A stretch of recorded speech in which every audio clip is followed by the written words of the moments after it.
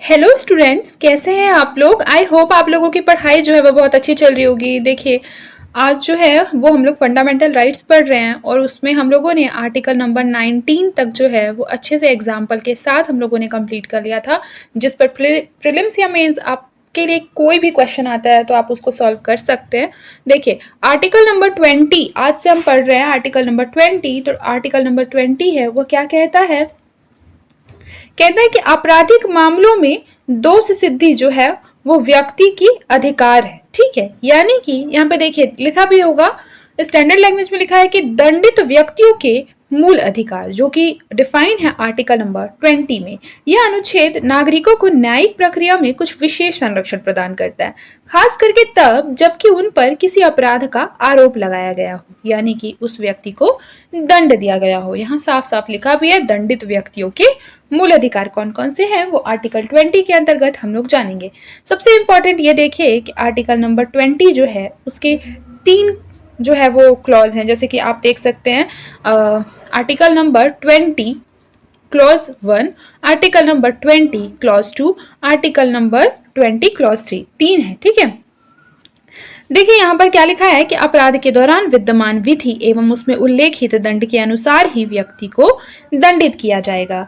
जैसे देखिए उसमें और मतलब जैसे कि जो मूल भाषा में अगर लिखा है उसको पढ़े तो उसमें यह है कि कोई भी व्यक्ति ऐसे कार्य के लिए अपराधी नहीं ठहराया जाएगा जो उस समय अपराध न रहा हो, जब वह कार्य किया गया था, और न ही उसे उस अपराध के लिए या उससे अधिक कठोर दंड दिया जाएगा जो उस समय विधि के द्वारा विहित था। यानी कि अगर आप इसको एक तरीके से देखें, स्टैंडर्ड लैंग्वेज से हटकर थोड़ा आसान भाषा में समझे, तो मान लीजिए कि अगर किसी ने कोई ऐसा कार्य किया जो कि उस समय अपराध ही नहीं था। जैसे मान लीजिए कि आज के डेट पे कोई किसी भी कार्य को करता है, जैसे मान लीजिए आज फूल तोड़ना आज जो है, मान लीजिए कि हमने गार्डन में फूल चोरी कर लिया है या फूल तोड़ लिया है, तो वह क्या है, एक अपराधी की श्रेणी में, क्राइम की श्रेणी में नहीं आता है। ठीक है, तो हमको आज के टाइम पे वो जो है वो सजा नहीं दी जाएगी। लेकिन मान लीजिए कि आज से 10 साल बाद क्या हो जाएगा, ये अपराध हो जाएगा, तो हमको 10 साल बाद के हिसाब वाले से सजा मिलेगा, आज के टाइम के हिसाब से सजा नहीं मिलेगा। आई होप ये आप लोग समझ रहे होंगे। यानी कि अगर बोल सकते हैं कि यदि उस अपराध की सजा जो है वो बाद में बढ़ा दी गई है तो वह नई सजा उस पर लागू भी नहीं होगी। जैसे मान लीजिए कि आज हमको फूल तोड़ने के लिए सजा जो है वो मिल गया, मान लीजिए 20 रुपए दंड। ठीक है, लेकिन 10 साल बाद जो है वो उस हिसाब से सजा रहेगा। हम पहले वाली सजा को, उसका जो प्राइस है वो 100 रुपए नहीं कर सकते, है ना। पहले हमको जो सजा जिस समय के हिसाब से मिल गया, मतलब वो सजा हमें उस समय के हिसाब से मानना पड़ेगा। ठीक है, मतलब कि बेसिकली इसमें समय का बात है कि जिस टाइम पे जो अपराध की श्रेणी में आता है उसी श्रेणी के लिए आपको क्या मिलेगा, दंड मिलेगा। देखिए, अगर ये वाला आपको एग्जाम्पल से, ये फ्लावर वाले एग्जाम्पल से समझ में नहीं आया है तो आप लोगों को एक और एग्जाम्पल से मैं समझाती हूँ। जैसे मान लीजिए कि एक व्यक्ति राम है। ठीक है, राम ने 2010 में क्या किया, कोई ऐसा काम किया जो उस टाइम पे क्या नहीं था, क्राइम नहीं था। उस टाइम पे क्या नहीं था, क्राइम नहीं था। लेकिन 2012 में क्या होता है कि एक कानून बन जाता है और वह क्राइम बन जाता है। तो अब उसने जो काम 2010 में किया है उस काम के लिए, जो कि उस टाइम पे क्राइम नहीं था, उसे 2012 में सजा नहीं सुनाई जा सकती। क्यों? क्योंकि 2010 में तो वो क्राइम नहीं बना था। आई होप कि आपको क्लियर हो रहा होगा। आगे देखिए, आगे जो आर्टिकल नंबर 20 क्लॉज 2 है वह बेसिकली क्या करता है। देखिए, इसमें बोला गया है कि एक ही अपराध के लिए हम 2 बार सजा नहीं पा सकते, यानी एक ही अपराध के लिए एक से अधिक बार अभियोजित और दंडित नहीं किया जाएगा। अगर सरल भाषा में समझे तो अगर किसी व्यक्ति को किसी अपराध के लिए एक बार सजा मिल चुकी है तो उसे फिर से उसी अपराध के लिए कि अरे तुमने तो ऐसा किया था, सजा नहीं दी जा सकती। उदाहरण के लिए अगर समझे, जैसे मान लीजिए कि रमा ने एक बार चोरी की, ठीक है, और चोरी के मामले में ही उसे सजा हो गई, तो उसी चोरी के लिए उसको दोबारा अदालत में नहीं लाया जा सकता। एक बार उसको सजा मिल गया तो मिल गया। अब अगला है आर्टिकल नंबर 20 क्लॉज 3। ठीक है, यहाँ लिखा हुआ नहीं है, जल्दी जल्दी में देखिए, लिखा है अपने विरुद्ध गवाही देने से स्वतंत्रता, अतः आपराधिक मामले में व्यक्ति को अपराध स्वीकार के लिए बाध्य नहीं किया जा सकता। यानी कि किसी भी व्यक्ति को उसके विरुद्ध साक्षी बनने के लिए बाध्य नहीं किया जाएगा। अगर बोला जाए सरल भाषा में तो किसी भी आरोपी से यह नहीं कहा जा सकता कि वह अपने खिलाफ खुद गवाही दे या अपने ही खिलाफ सबूत पेश करे। उदाहरण के लिए अगर पुलिस किसी आरोपी को जबरदस्ती यह कहती है कि अपने अपराध को वह स्वीकार कर ले और उसे तब रिकॉर्ड करे तो यही उल्लंघन हो जाएगा आर्टिकल नंबर 20 क्लॉज 3 का, याद रखिएगा। तो देखिए, इस तरीके से आप लोग जो है वो आर्टिकल 20 अच्छे से समझ गए होंगे। बेसिकली जो आर्टिकल 20 है वो भारतीय नागरिकों के न्यायिक सुरक्षा का एक महत्वपूर्ण और मजबूत आधार है, जो कि यह सुनिश्चित करता है कि किसी भी व्यक्ति के साथ या किसी के भी साथ अन्याय न हो, उसे निष्पक्ष रूप से कानूनी प्रक्रिया का अधिकार मिल सके। कहीं ना कहीं यह न्याय के सिद्धांत को बनाए रखता है आर्टिकल नंबर 20। ये सारी चीजें आप लोगों को याद रखनी है। देखिए, फिर यहाँ पर कुछ इंपॉर्टेंट लिखा हुआ है भूतलक्षी विधि, जिसे हम कहते हैं एक्स फैक्टो लॉ, भूतलक्षी विधि। तो याद रखिए कि जो भूतलक्षी विधि है, जिसे कि बोलते हैं एक्स पोस्ट फैक्टो लॉ, यह एक ऐसा कानून है जो किसी भी कार्य को क्या करता है, अतीत में अपराध घोषित करता है और उसके लिए सजा देता है। जैसे फॉर एग्जाम्पल, जैसे कि देखिए, मतलब यहाँ पर बेसिकली बात ये हो रही है कि जिस टाइम पे वो सजा नहीं था, उतने डेट से उसको सजा मिलती है। यानी कि ऐसा कानून जो किसी भी कार्य को अतीत में अपराध घोषित करता है और उसके लिए सजा देता है, जबकि उस समय पे वो अपराध था भी नहीं। ठीक है, अगर इसको सरल शब्दों में मैं समझाऊं तो मान लीजिए अगर आपने आज कोई ऐसा काम किया जो कानून के अनुसार अपराध नहीं है और सरकार कल एक नया कानून बनाती है जो उस काम को अपराध घोषित कर देता है और फिर आपको उस काम के लिए सजा देने की कोशिश करेगी, वो आपको आज से सजा सुना देगी, तो वह क्या हो जाएगा, एक्स फैक्टो लॉ हो जाएगा, यानी भूतलक्षी विधि। जैसे देखिए 2018 में कोई कानून बनाया, ठीक है, वर्तमान निर्मित विधि को बैक डेट से लागू कर देगी, 2017 से लागू कर देगी कि 2017 में किसने इसने क्राइम किया था, वहां उससे उसको सजा दी जाए, है ना। लेकिन जबकि इसका जो रूल है वो बना था 2018 को, तो इसको बोलेंगे भूतलक्षी विधि। देखिए, शायद ये आपको थोड़ा कम समझ में आया होगा, इसलिए मैं इसको एक और एग्जाम्पल के साथ समझाऊंगी, क्योंकि एग्जाम्पल जो है वो आपके समझने के तरीके को थोड़ा आसान बनाता है और आप उसको ज़्यादा देर तक और ज़्यादा दिन तक याद रख सकते हैं। जैसे देखिए, मान लीजिए कि 2021 में क्या होता है कि एक व्यक्ति ने सोशल मीडिया पर एक राय रखी जो कि उस टाइम पे पूरी तरह से कानूनी थी, लेकिन 2022 में क्या होता है कि सरकार एक नया कानून बना देती है कि ऐसी राय डालना अपराध है। यदि उस व्यक्ति को 2021 की पोस्ट के लिए सजा देने की कोशिश करेगी सरकार, तो यह क्या हो जाएगा, एक्स फैक्टो लॉ हो जाएगा। इस चीज को याद रखिएगा। लेकिन भारतीय संविधान जो है इसे क्या मानती है, आर्टिकल नंबर 20 क्लॉज 1 के तहत ये जो है अवैध मानती है। आगे देखिए, यहाँ पर लिखा है कि आपराधिक यानी क्रिमिनल मामलों में भूतलक्षी विधि के निर्माण को प्रतिबंधित किया गया है, अतः वर्तमान में विधि बनाकर 2 वर्ष पहले किए गए कार्यों के लिए व्यक्ति को दंडित नहीं किया जाएगा। याद रखिएगा, आपराधिक मामलों में ऐसा है। फिर है लिखा है कि ये जो है भूतलक्षी विधि, ठीक है, जिसे कि डबल जेओपार्डी बोलते हैं, ये प्रशासन में लागू नहीं होती है। याद रखिएगा, प्रशासन में लागू नहीं होती है। फिंगरप्रिंट, रक्त सैंपल, ये सभी चीजें जो है इसके तहत मान्य है। फिर देखिए आर्टिकल नंबर 21 जीवन का अधिकार, जो कि काफी ज्यादा इंपॉर्टेंट है, आप लोगों को पता होगा, यह हर व्यक्ति को जीवन और व्यक्तिगत स्वतंत्रता की गारंटी प्रदान करता है। अगर ओरिजिनल टेक्स्ट की बात की जाए कि कॉन्स्टिट्यूशन में क्या लिखा है, तो उसमें लिखा है कि किसी व्यक्ति को उसके जीवन या व्यक्तिगत स्वतंत्रता से तब तक वंचित नहीं किया जाएगा जब तक यह विधि द्वारा स्थापित प्रक्रिया के अनुसार न हो। यानी कि कोई भी सरकार, पुलिस या फिर संस्था किसी भी व्यक्ति की जान या आजादी के बिना उचित कार्यवाही प्रक्रिया के उसकी जो आजादी है वह उसको नहीं छीन सकती है। देखिए, एक बात याद रखिएगा, जीवन का अधिकार जो है वो आर्टिकल नंबर 21 के तहत बहुत ही महत्वपूर्ण अधिकार है। इसका जो मतलब है वो सिर्फ जीवित रहना तक ही सीमित नहीं है, बल्कि एक सम्मानजनक, सुरक्षित और स्वस्थ जीवन जीने का अधिकार इसमें शामिल है। इसमें स्वास्थ्य, शिक्षा, स्वच्छ पानी, स्वच्छ पर्यावरण, भोजन आदि भी क्या होते हैं, शामिल होते हैं। उदाहरण के लिए यदि देखा जाए कि अगर कोई गरीब व्यक्ति भूख से मरता है और सरकार जो है वो खाद्यान्न देने में क्या करती है, विफल हो जाती है, तो यह कहीं ना कहीं आर्टिकल नंबर 21 का उल्लंघन माना जा सकता है। क्यों? क्योंकि यह जो है वो राज्य का कर्तव्य है कि वो व्यक्ति को एक सम्मानजनक, सुरक्षित और स्वस्थ जीवन उपलब्ध करा सके, आर्टिकल नंबर 21 के तहत।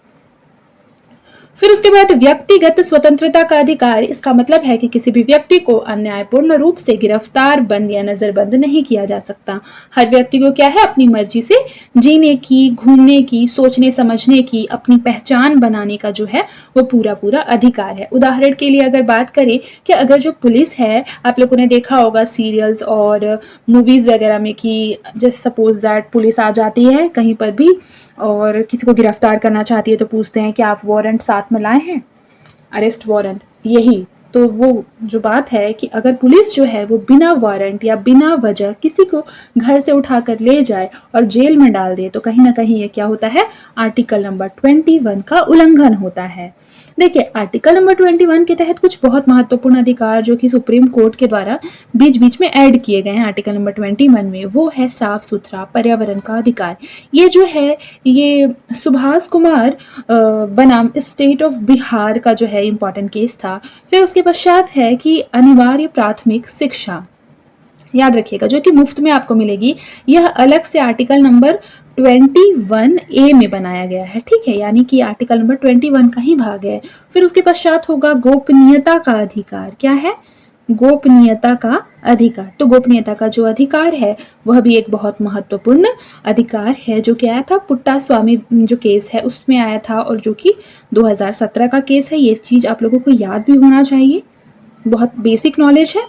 फिर उसके पश्चात है स्वास्थ्य सेवाओं तक पहुंच। याद रखिएगा कि यह भी आर्टिकल नंबर 21 में आता है। जैसे कि मान लीजिए गवर्नमेंट हॉस्पिटल में आप लोगों ने देखा होगा जो इलाज हो जाता है, कहीं ना कहीं ये क्या है, सरकार ही इसको प्रोवाइड कराती है, क्योंकि यह हमारे आर्टिकल नंबर 21 का ही हिस्सा है, याद रखिएगा।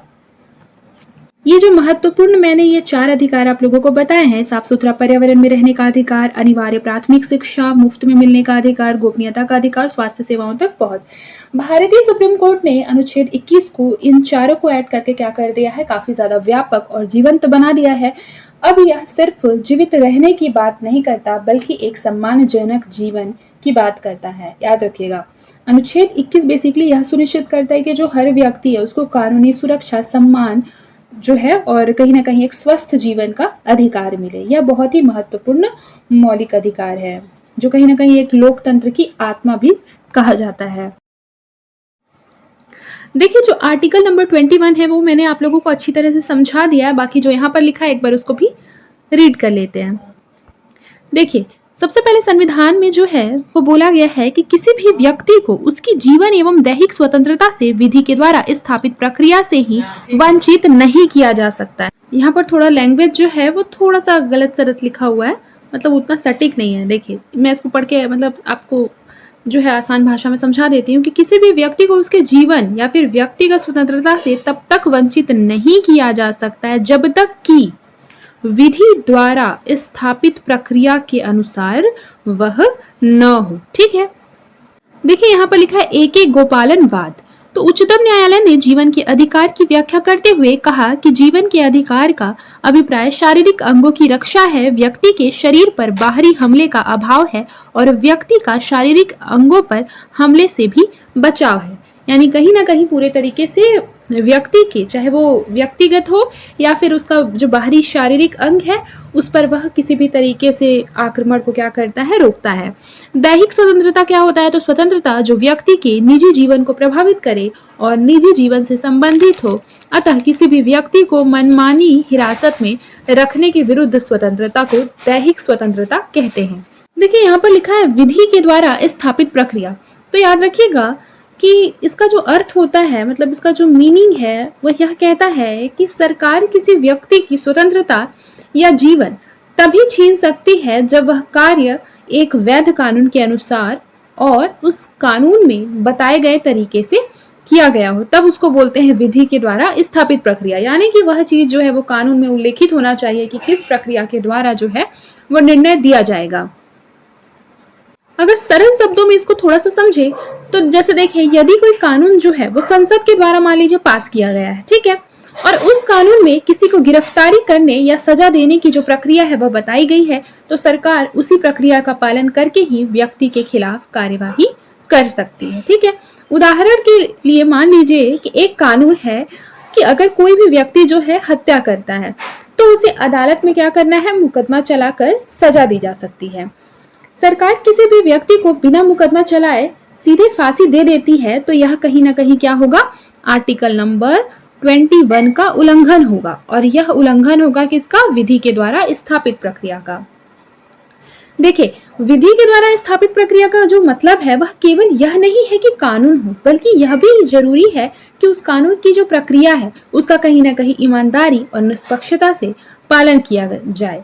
जैसे फॉर एग्जाम्पल के लिए देख लीजिए, पहले भारत में इसका मतलब जो है वह केवल कानून का पालन ही होता था, चाहे कानून क्यों न कितना भी अन्यायपूर्ण हो।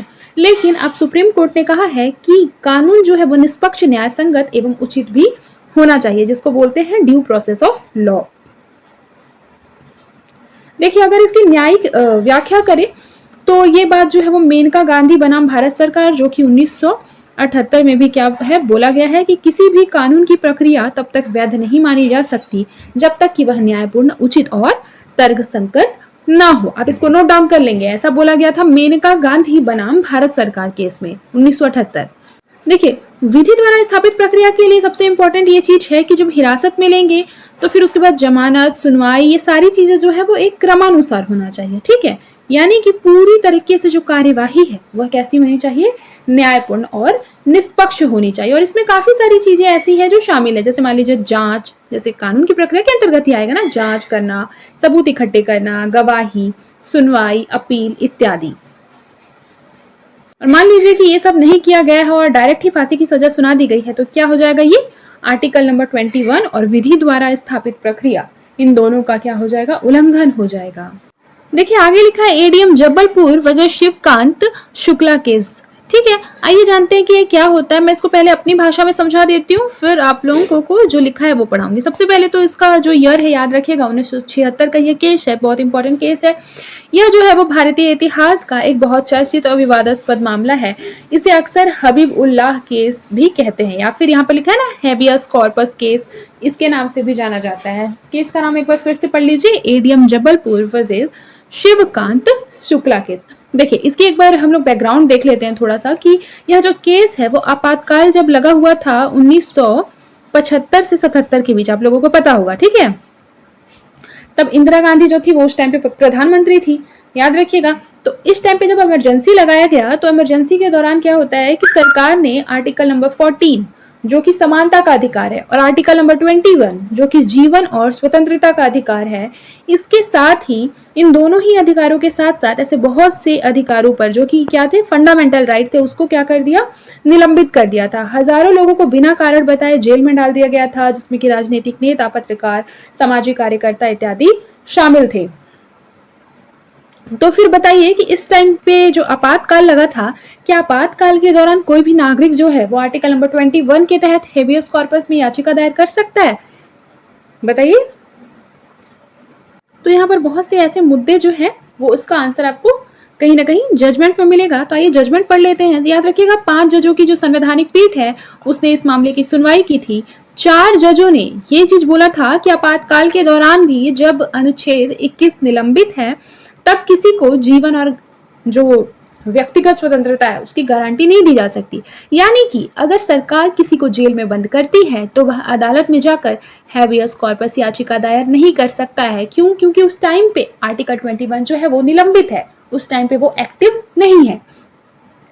लेकिन फिर एक जो अलग जज थे, जैसे 5 जज का बेंच था ना, तो 4 लोगों ने तो ऐसा बोल दिया। एक जज जो बच गए उन्होंने क्या बोला, उन्होंने बोला कि जीवन और स्वतंत्रता का अधिकार एक नेचुरल राइट है, प्राकृतिक अधिकार है, और उसे सिर्फ संविधान के आधार पर भी नहीं छीना जा सकता है। तो याद रखिएगा, कहीं ना कहीं जो महत्वपूर्ण परिणाम निकल कर आए कि यह फैसला जो है वो लोकतंत्र के इतिहास पर एक जो है वो काला धब्बा माना जाता है। और जो दूसरे वाले जो जज थे, यानी कि एक वाले जो जज थे जिन्होंने बोला, तो उनको उनकी ईमानदारी और साहसी राय के लिए आज भी याद किया जाता है। याद रखिएगा, बाद में सुप्रीम कोर्ट ने खुद एडीएम जबलपुर केस को गलत बताया और पुट्टा स्वामी केस में इसे मतलब आधिकारिक रूप से क्या कर दिया, ओवर रूल्ड कर दिया था। याद रखिए। जैसे मान लीजिए आप लोग ऐसा मतलब सपोज दैट, ठीक है, आप लोग ऐसा सोचिए कि जो राम है, राम क्या है, एक पत्रकार है। आपातकाल के दौरान वह क्या करता है, सरकार की आलोचना करता है, ठीक है। तो पुलिस क्या करेगी, उसे बिना कारण बताए, क्योंकि उसने सरकार की आलोचना की है, उसे जेल में बंद कर देगी, सलाखों के पीछे डाल देगी, ठीक है। राम की जो पत्नी है वो कोर्ट में जाकर हैबियस कॉर्पस याचिका जो है वो दायर करती है, लेकिन कोर्ट क्या कहकर उसे ठुकरा देती है कि आपातकाल है और जीवन और स्वतंत्रता का अभी कोई अधिकार नहीं है। ये क्या हुआ था, यही चीज हुआ था एडीएम जबलपुर केस में, जो कि अवैध था, गलत था, ठीक है। यानी कि यह केस एक तरीके से हमें यह सिखाता है कि मौलिक अधिकारों की रक्षा जो है वो केवल संविधान ही नहीं बल्कि न्यायपालिका के साहस से भी हो सकती है, जो कि एचआर खन्ना, जो मैंने बताया ना कि 4 बेंच एक साथ थे और जो अलग निर्णय है वो एक जज ने दिया था जिनका नाम था एचआर खन्ना। तो इनकी जो असहमति थी वह लोकतंत्र के लिए आज वर्तमान में मशाल के रूप में हमारे सामने आती है। देखिए यहाँ पर भी थ्योरी में भी वही सारी बातें लिखी हैं, तो अब मैंने आपको बेसिकली जो बैकग्राउंड है वो समझा दिया है।